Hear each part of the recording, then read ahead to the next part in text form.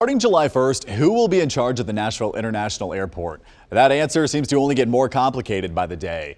The saga all started with a bill passed by the legislature this year. News Channel 5's Chris Davis brings us up to speed. This airport is for all Tennesseans. It's for all of us. Back during the legislative session, it happened. 70% of the passenger activity for the airport comes outside of Nashville. Nashville has 30%. Lawmakers voted to essentially fire the current Metro Nashville Airport Authority Board, appointed by Nashville's mayor, so that state leaders could appoint most of the board themselves. I think the airport's a great regional asset. Frankly, it's a statewide asset. It's one of the reasons that the board was reconstituted by law. That new board was supposed to take control July 1st until Monday, when the FAA filed a pretty significant letter. They say while they aren't taking a side on the legislation itself, until a Chancery Court judge officially makes a ruling, the federal government, quote, will continue to recognize the existing board. Certainly the FAA's, they have the authority to make that decision.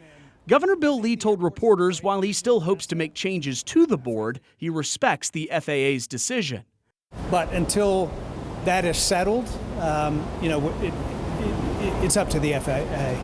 But leaders in the legislature struck a different tone. Lieutenant Governor Randy McNally's spokesperson tells News Channel 5 in a statement, quote, the FAA is free to recognize whomever they wish, but if they actually want to conduct business with the authority, there will only be one legal way to do so.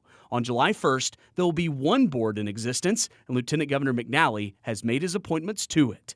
So now the question becomes, which airport board is in charge after July 1st? We asked longtime Nashville attorney David Rabin. He says the FAA has the say in all this because of something called the Federal Supremacy Clause.